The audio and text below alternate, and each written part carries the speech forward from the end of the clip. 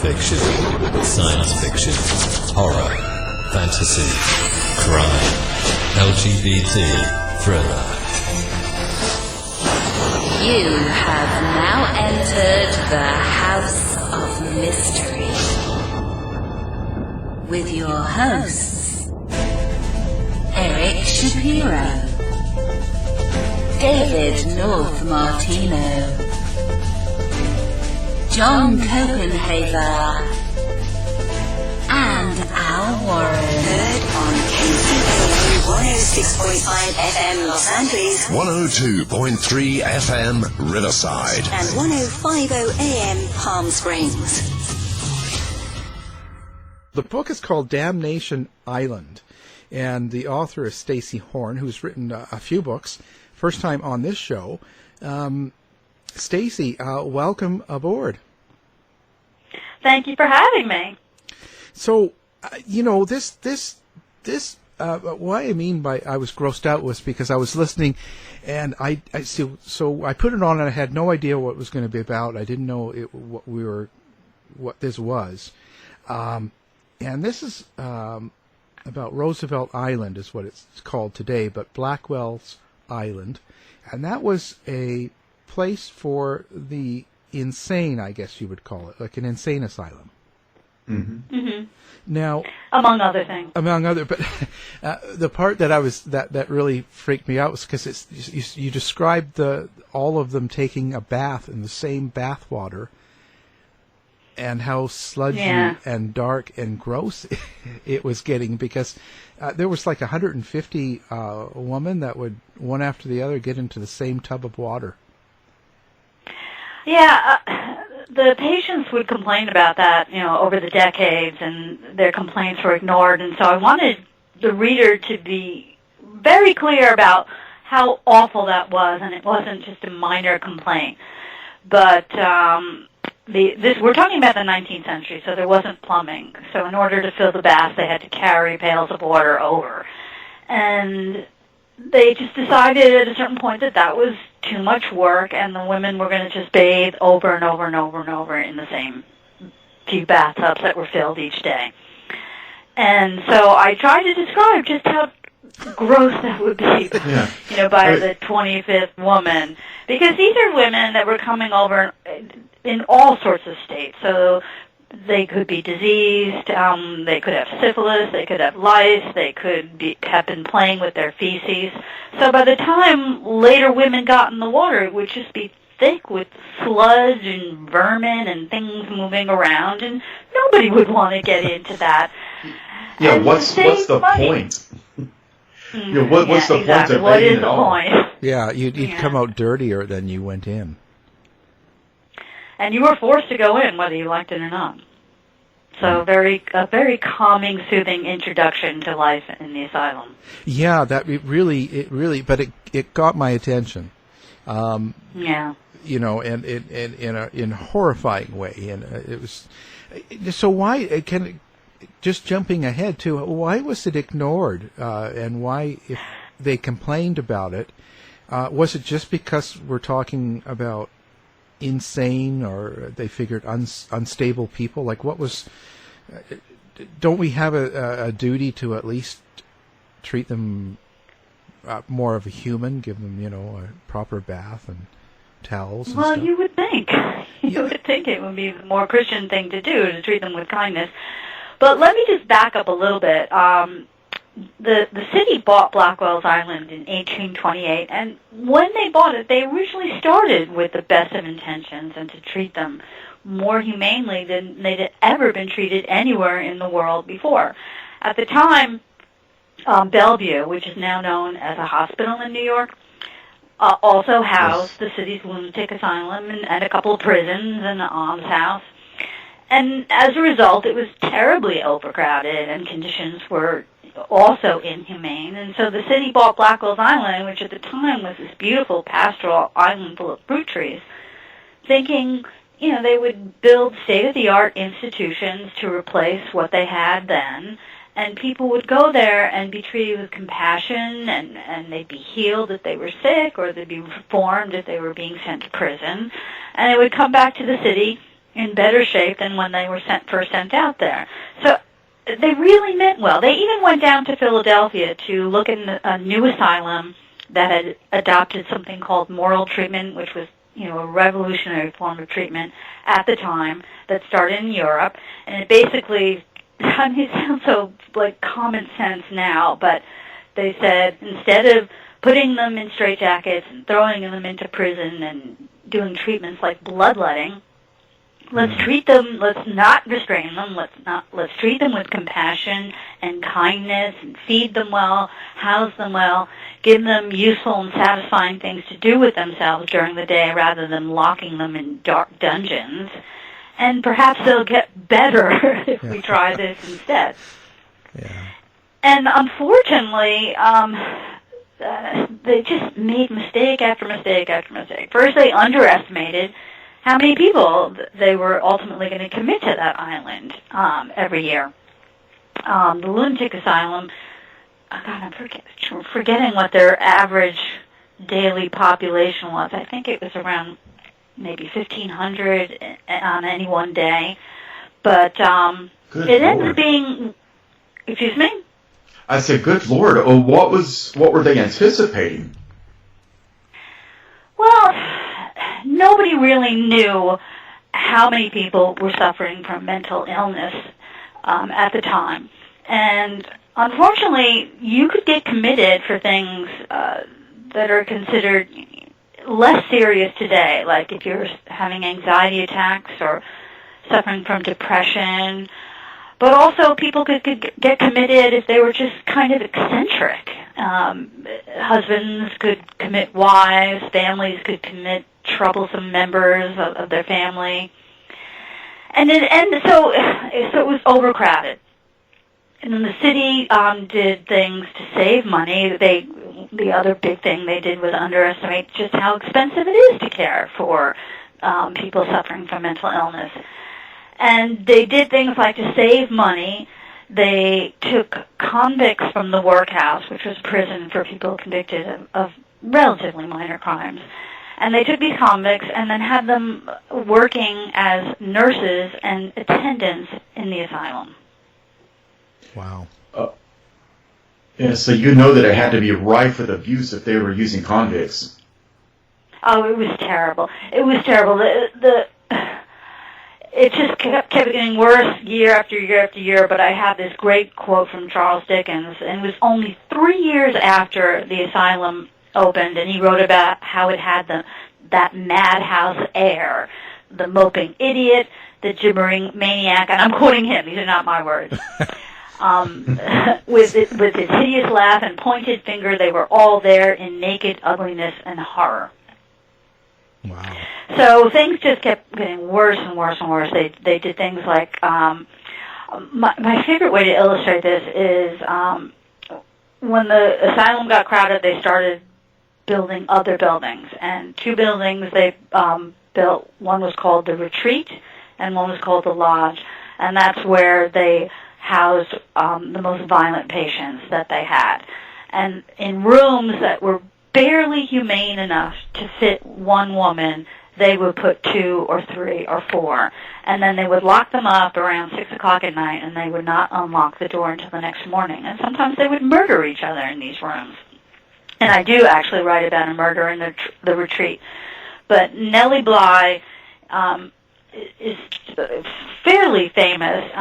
She was a 19th century investigative reporter, and she feigned mental illness in order to get committed to the lunatic asylum on Blackwell Island so she could write about it, and from the inside and what it was really like. And she published a series of articles that caused a huge sensation. But I read in her articles how her original intention was to get housed in either the Retreat or the Lodge because they were famous as being the worst. But once she got there, and she was put in like the nicest part of the asylum, and that was so horrible. I mean, if you read her articles, they're just they're chilling. And so it was so bad in the best part of the asylum that she decided that she would not go into the Retreat or the Lodge because it just wasn't worth jeopardizing her life. Wow. And so you have to think about that next time you stay at a lodge or a retreat. In the back of your mind. That's it. Well, and so Nellie Bly, she actually had, didn't she really cause the end of the asylum? No. No. So unfortunately, no. That didn't do it. Like, No. I mean, wow. No, that was 1888, and they kept going. I mean, they kept going as bad. And in 1895, the state took over the care of the insane from New York City, and they spent more money, and things were better for a while. But it eventually devolved because it really is an expensive thing to do well. It's very hard to do well, and I don't know if you remember this, but in the 1970s, there was an expose about an institution here in New York called Willowbrook. I don't know if you ever saw it, but of all people, this was in the 70s, Geraldo Rivera. Oh, boy. Snuck in. There we go. I know, but you're going to be surprised. Like, he started out his career so differently. Yeah, because back then, I remember this, actually. I remember this actually made him a very legitimate journalist at the time.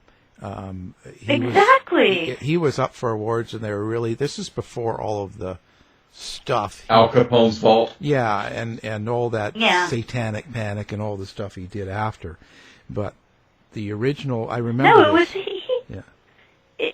he did a very worthwhile thing. This was in the 1970s, and he snuck in with a camera. And I will never forget that. You see him walking. Well, you see what the camera sees as he walks down the hall, and it's a long hall, and along the walls of each side of the hall are people sitting on the ground, most of them naked, rocking back and forth in their own urine and feces. It's just the worst possible thing that you can imagine in the most devastating horror novel, and it's real. This is really happening, and I do remember that.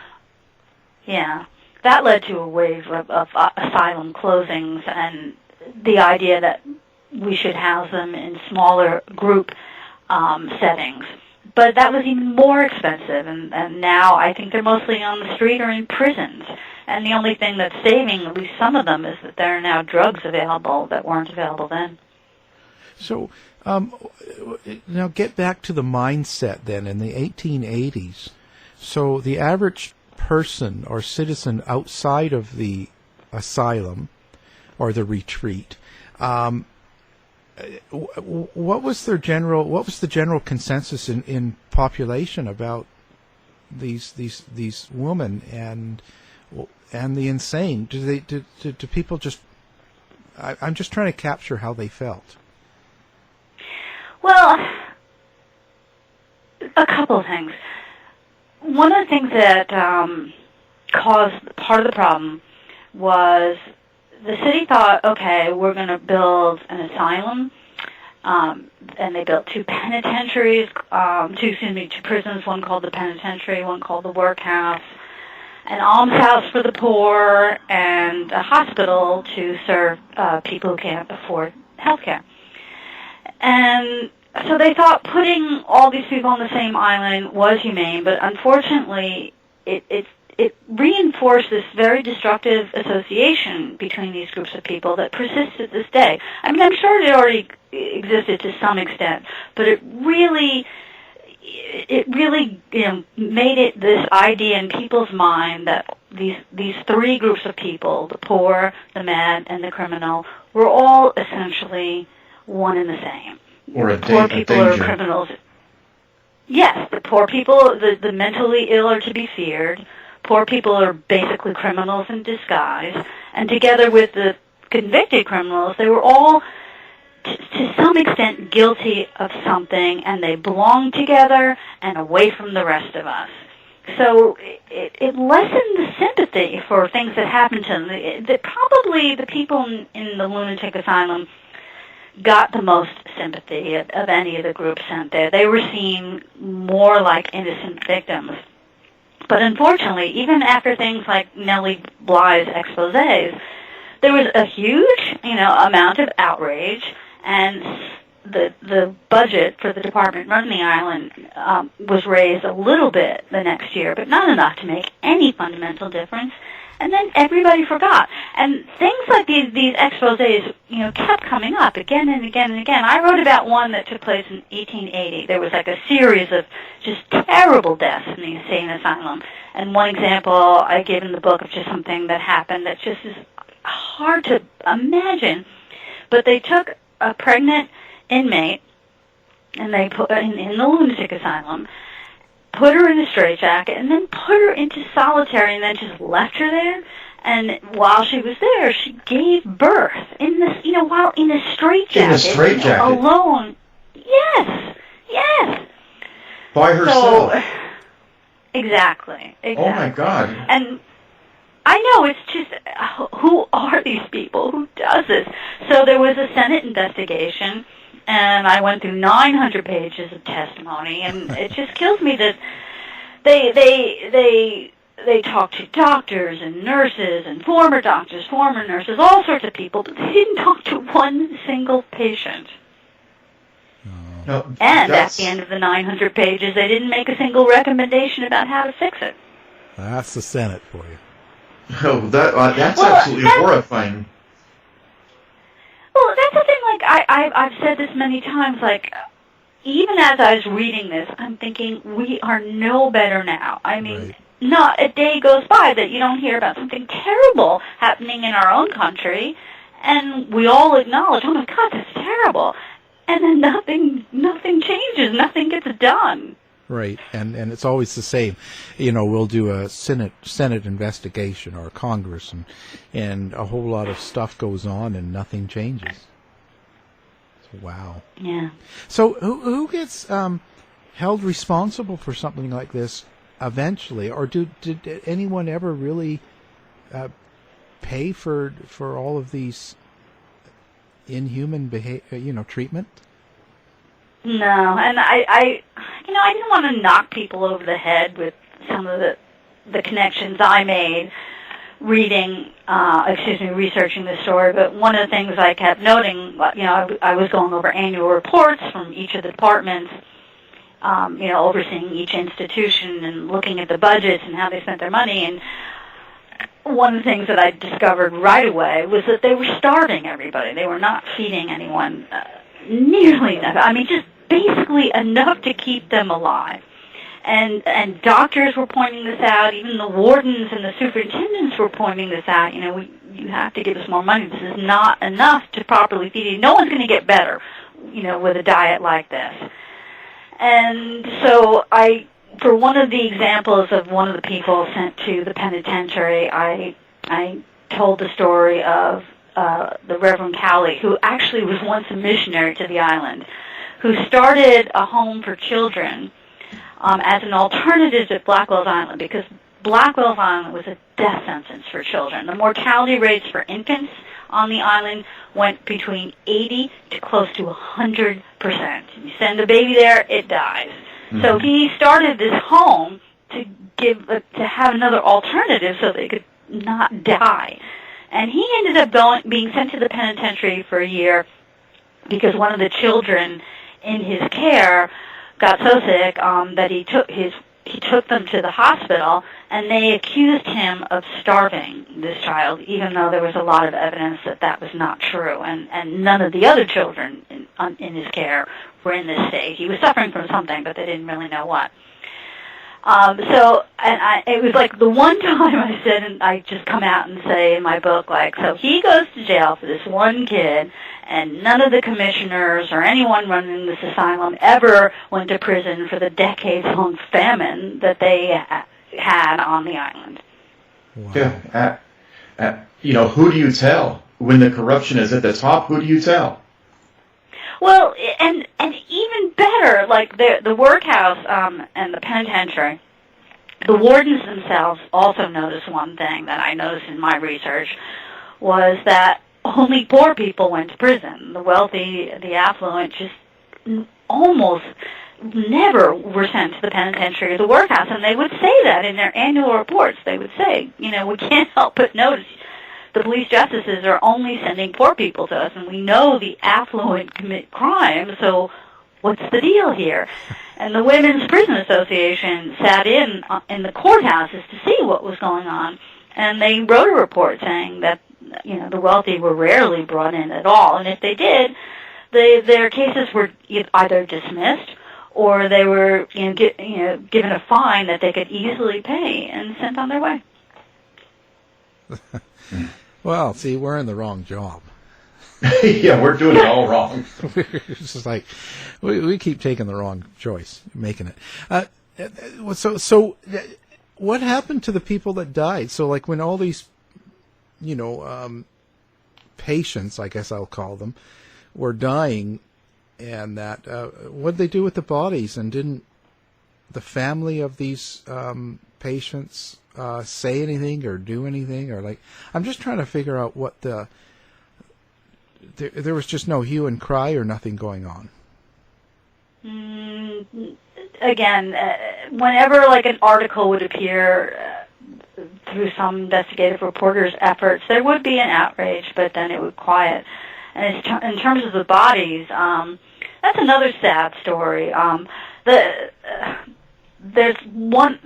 a few heroes in my book, but one of them is the Reverend William Glennie French, and he was an Episcopal missionary to the island for over 20 years. And he wrote annual reports that were very frank, so I used his annual reports a lot. But he talked about the fact that the people would cry to him all the time because they wanted a Christian burial. And they knew that, especially the people in the almshouse, that's where people who were poor and couldn't afford a place to live, they would go to the almshouse. And they knew that they would likely die there. And unfortunately for the people who died on Blackwell Island, for many of them, what would happen after they died was their bodies would be given to medical science for education and research, and then their remains would be buried on Potter's Field on Hart Island. And they would cry to him, he has this one terrible thing in his annual report where he talks about how they're so afraid that their body will be buried there on Hart Island, and they buried them in trenches. So I forget, I think it was like 100 adults to the adult trench and 1,000 babies and children in the babies trench. So their big fear was that they would be buried in a trench, but at the bottom, and if their relatives managed to get enough money to have a decent burial for them, it would be too late, like they'd be at the bottom and beyond recognition if their friends wanted to remove them. So they were just mass graves. Yeah. Wow. Yeah. So how did this finally end, or what drove the hospital to be closed? Well, my book ends in 1895, and that was because it was a fairly hopeful year. The city was starting to acknowledge what went wrong and coming up with ways to fix things. And as I said, the lunatic asylum was taken over by the state. The state took over the care of all the mentally ill in New York, and they did a better job at first. One thing I also forgot to mention, the island was managed by a department that went by a number of names, but ultimately the Department of Public Charities and Correction. So the same men who were responsible for charitable institutions were also responsible for the prisons. And that was not a smart idea. So in 1895, the department was divided into two, the one for public charities and the one for correction, both of which exist today, although the one for charities goes by a different name. But the Department of Correction is still the Department of Correction. And they decided that the penitentiary and the workhouse were just so miserable that the only thing to do would be to tear them down. And they bought Rikers Island with the idea that they would build a new state-of-the-art penitentiary and workhouse to replace what exists on Blackwell's Island. And so they did in the 1930s, but within a few years it was just as bad as the prisons on Blackwell's Island, and that's because problems, the things that made them the terrible institutions that they were, had really little to do with the buildings and more with the criminal justice system, which is unfortunately, largely unchanged and in many ways worse today. Well, this is a fun story. Wow. It's like it's a fascinating but terrible story that just wherever I looked it was bad. I mean, like I for instance, I found that originally the groups that were targeted for incarceration were surprisingly women and the Irish. But then I saw how over time that got transferred to African Americans, and by the time Rikers Island was built, the African American population in prison was on the rise, and the Irish was on the wane. I guess we were getting used to the Irish by then. I don't, Yeah. you know. So, what was the most, I guess, horrifying or most upsetting thing that you learned about the whole prison during your research? Well, every bit of it was upsetting, but I think what was most upsetting was when I learned how little things had changed. As I said, I ended my book in 1895, and so I wanted to have an epilogue. So I researched Rikers to see what that was like, and I read this Justice Department report on how teenagers are treated on Rikers Island. And so first, that was upsetting, teenagers on Rikers Island, because I had read in the 19th century how they sent children to the penitentiary. I mean, I found records of 8-year-olds in the penitentiary, and they raised the age to 14. And to hear that, 100 years later, it's only been raised to 16, and we were still essentially sending children to prison. So that was upsetting. But then I read these terrible stories of how they were being brutalized, and I included one brief one in the epilogue where this teacher describes how they pulled a kid from her classroom and then just started beating him in the hallway, and it went on for a long time. Like a guard would walk by and say, "Oh, have you pepper sprayed him yet?" And they go, "Oh no, go ahead, be my guest." And he'd out the pepper spray thing. Yeah, right in front of his face. Because he mouthed off to one of them when he said to sit up straight or something like that. I mean, something ridiculously minor.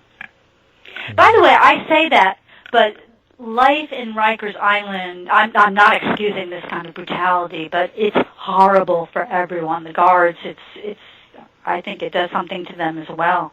Mm-hmm. Yeah. It's like a terrible place all around. Yeah, I would imagine that would affect everybody involved because it becomes a way of life. I mean, if you're there 5 days a week as a guard, that's a big part of your life. And I can testify to that, Stacy, because I work in the corrections field, and I have for about 21, 22 years. Yeah. But I know the horror that we have come from. Sadly, and I'm willing to admit this on the air right now, I kind of see a swing going in the other direction, back to those type of conditions, because they are closing down all the mental health facilities around us. And so where do they put the mentally ill people but in jail? Yeah. And we simply don't have the tools to deal appropriately with them. So what do you attribute this to with your research?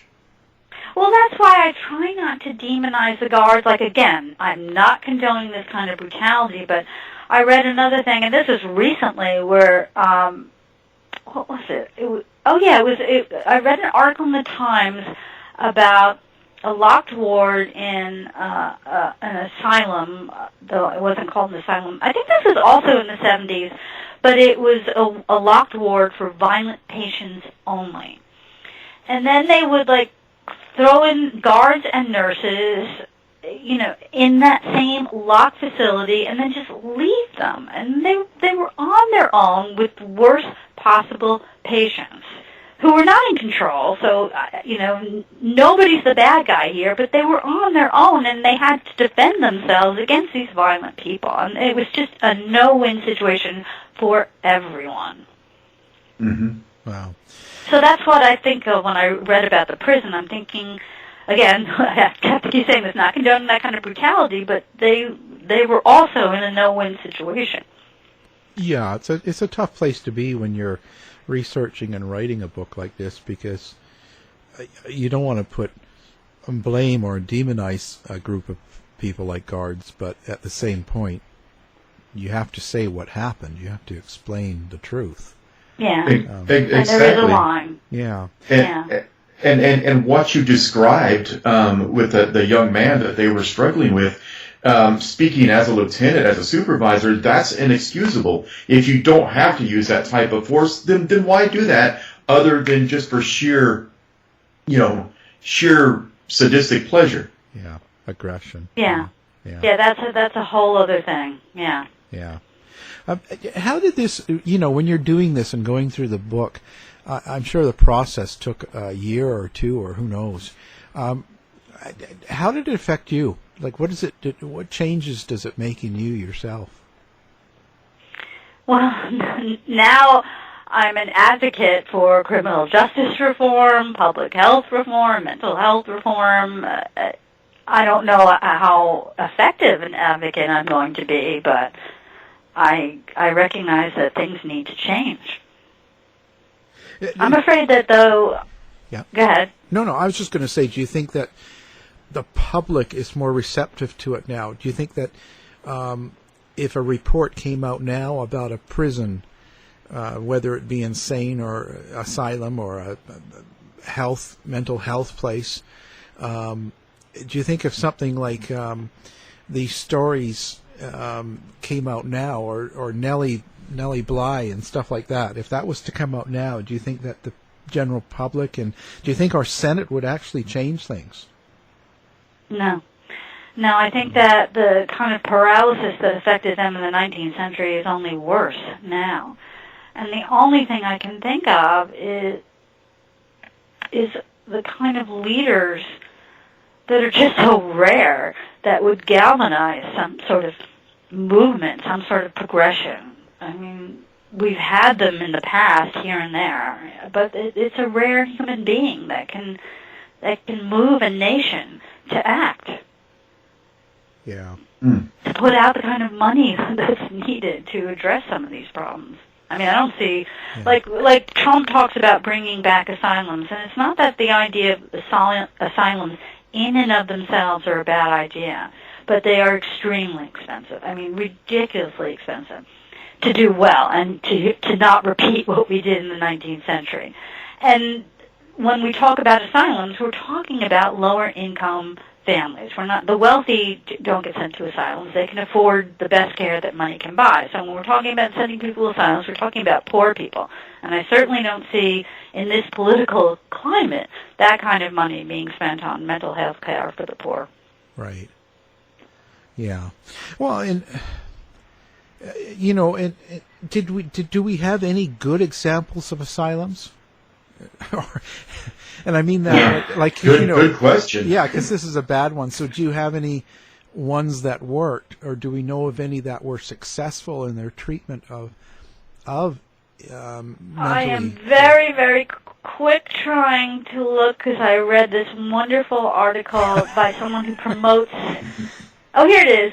Improving long-term psychiatric care, bring back the asylum. Now, he is, again, talking about, not what we had on Blackwell Island.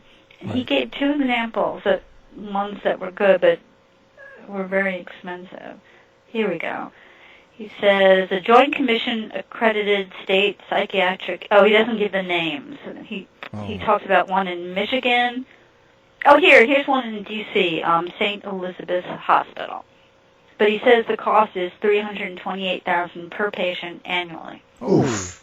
Oh my goodness! Well, that's the thing; it's very, very expensive. And that's the sad thing. All the good facilities are so outrageously priced that only the wealthy can afford them. Yeah. Yeah, that's why bring back asylums, I think if we did that, we're going to get what we had in the 19th century.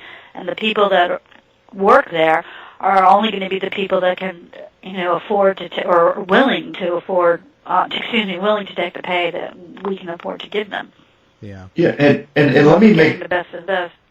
Let me make this comment and get your take on it. Let's tie this back into corrections. You've got these people in the government that are making all these big decisions having to do with corrections and mental health, yet they've never served a day as a law enforcement officer, so they don't exactly know what they're legislating. Yeah. Well, in New York, they're actually talking, de Blasio has committed to closing Rikers in 10 years. The complaint about that is he won't be around in 10 years, so he's essentially kicking the can down the road, and I tend to agree. Yeah. But at least a movement has begun to close Rikers. So that's something. But I recently wrote an op-ed about this saying, essentially what I said to you, closing Rikers, that's not really the issue. It's not, the problem is not in the buildings. It's in our criminal justice system. So I talk about, reducing or eliminating bail.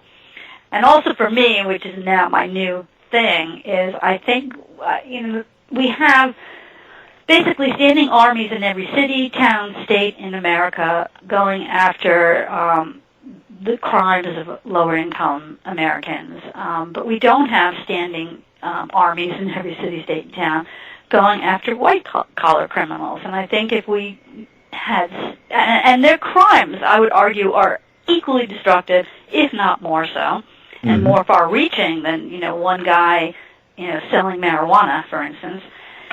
And if if Rikers was filled with as many, corporate executives and people guilty of bank fraud, it would never become what it is today. Right. We have to go after, we have to go after everyone equally. Yeah, and I think that's been a problem. All criminals equally. Well, yeah, I mean, it's true. I think that, because we're seeing that now in a lot of the news reports we get, people getting, I don't know, it's over-policing, over silly, just minor crimes. And and they're getting beat up for it, It just.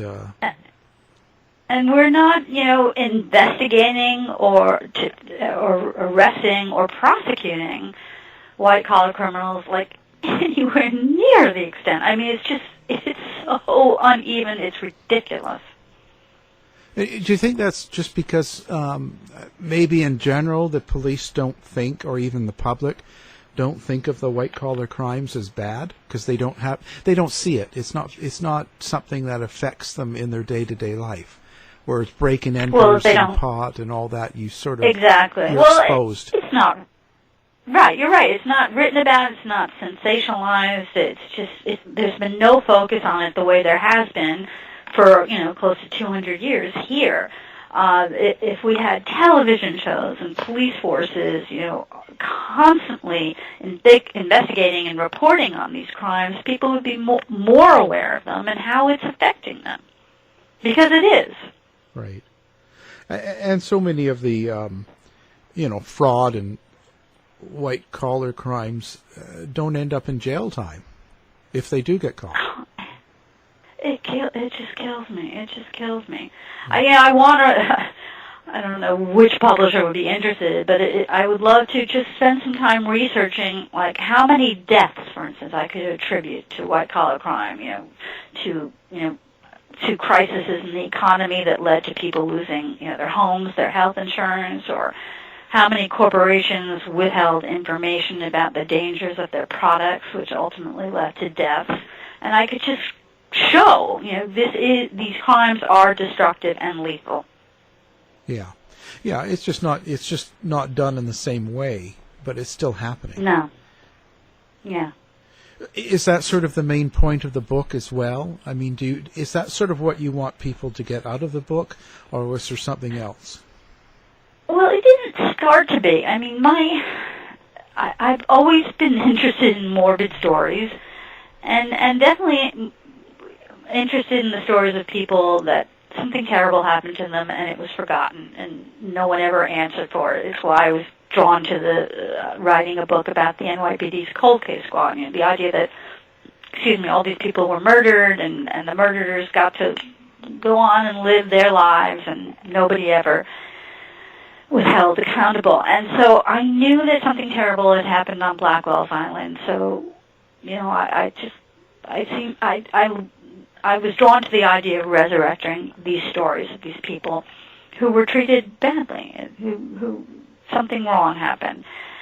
But I wasn't doing it to preach to anyone, and I certainly didn't think that I was going to go in there seeing all these parallels to what's going on now.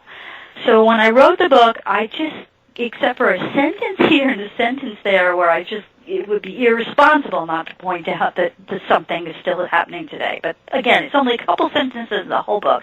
But I decided that I would just tell the story of what happened and, for the most part, let the reader draw their own conclusions. Yeah. Well, that's kind of the best Well, way. I, for one, appreciate it. Yeah. That's really the best way to go. Yeah. You know, not to tell people how to think, but give them the information, and hopefully they're able to, you know, put it together. And Yeah. And nobody likes to be lectured to. No, and it's an easy way to get cast into a category now too.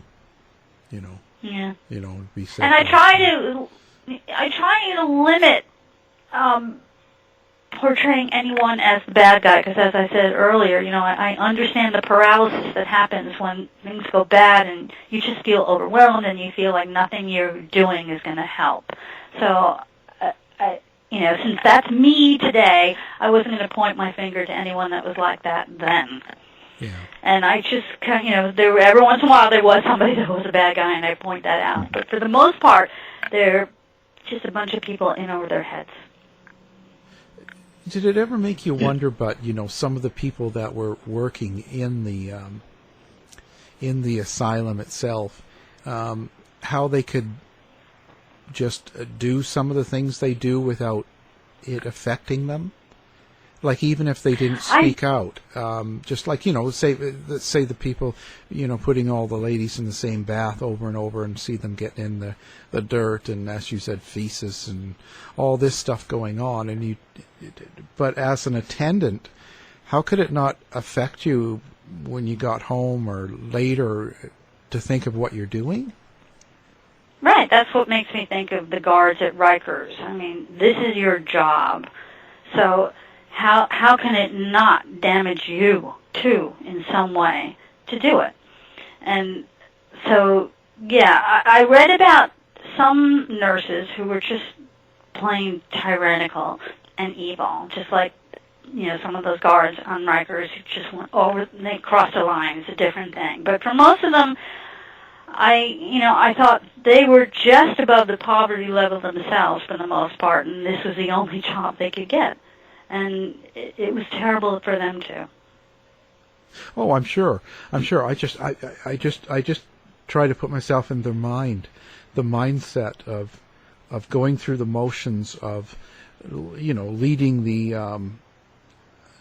inmates, or what you would call them, the patients, into these awful situations. Like it's like, well, it does affect you. Yeah, it does. I mean, you actually get you have to get callous if you're going to stay in the industry. You've got to become callous, and perhaps that's where I struggle, because I am, you know, I believe that I'm a compassionate person, and I care for them as human beings.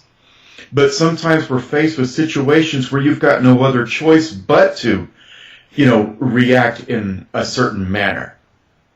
Yeah. Yeah. Oh, of course. I know. Yeah. You know, of course. I mean, that's, you know, you're drawn into that situation.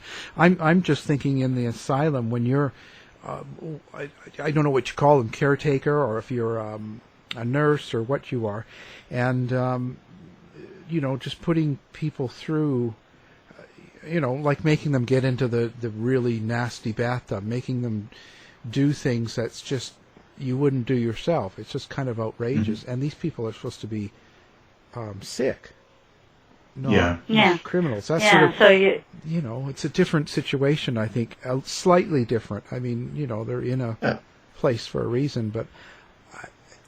Well, let's look at it this way, and like Stacy kind of alluded to, you have certain people that will take on a job like this because they have the sickness themselves, and they enjoy, submitting people to, inhumanities like that. And then you've got the other type that come into this industry with all the best intentions in the world. I want to help these people, and I'm going to heal people. And you're faced with that horrible, harsh reality that this is what it is.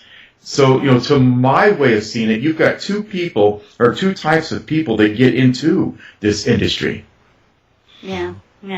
Well, a lot of the people that were the ones doing the physical labor, like holding those women in the baths, those were the workhouse convicts. They were not nurses. Oh, so they weren't like trained professionals. No, trained professionals came much, much later. They started a nurses' academy. Oh God, I'm forgetting the year, but in the 1870s, and those nurses initially went to the hospitals on the island, not the lunatic asylum. Wow. So you didn't even have really professionals running these facilities or, doing the main part of the work. Well, that kind of career was relatively new at the time. They called them alienists back then, people who had a specialty. What? Did you watch the show? No. I read part of the book, so... Wow. Yeah, that's the world that they were living in the time. There was not a lot known, and nurses, trained nurses were unheard of until towards the end of the 19th century. And so you think the trained nurses now don't make much of a difference? I know less about current mental health facilities than I do the 19th century. Yeah. But I'm sure they must. Yeah, I would hope. At least to some extent, yeah. Well, I would hope that they have a better working knowledge and just an overall compassion as being a nurse. But yeah. Well, the people, I can't imagine who was applying for these jobs, because I remember reading a complaint from one of the superintendents who ran the asylum saying that we were paying our nurses, they called them nurses, but they still weren't trained nurses. He said they were paying them less than what women would make hired as servants in a wealthy person's home. So they're going to take that job over this job if they can get it. Oh, wow. yeah. Yeah. A private nurse makes more. The pay is good. Not a nurse, just a servant in a home, Yeah. like a cook or a house cleaner. Yeah. They were making more than the nurses on Blackwell Island. So it was a great paying job. Wow. And you didn't even have state retirement. No, that's, wow. Well, this has been very interesting. It's been a very uplifting show. And Sorry. no, it's good. We've had writer and cat butler, Stacy Horn. So you're a cat butler. How's that? I have 30 cats, and they rule the roost around here. It's like me taking care of them. I feed them whatever they need. I do. I'm their servant. Yeah, it's funny how the animal becomes kind of in charge without the responsibility. Yeah, but it comes with good medical insurance. Yeah, you get everything you want. Well, it's been very interesting. I think fantastic. We'll have the book. We already do, actually. It's already linked up on our website, Damnation Island, and of course, you can go to Stacy Horn's website, and I believe it's just stacyhorn.com, isn't it? That's it, yeah. That's it. So we have all that linked up, and the book is definitely worth reading or listening to if you have bad eyes like me. Thank you very much for taking the time and talking to us today.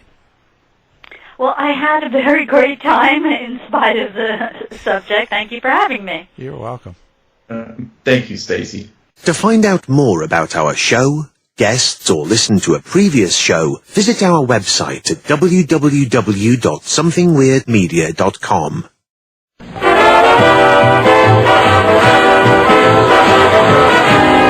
The mission has been completed. The end! By George, he's got it! It is the end! I'll see you. If you're lying to me, I'll be back.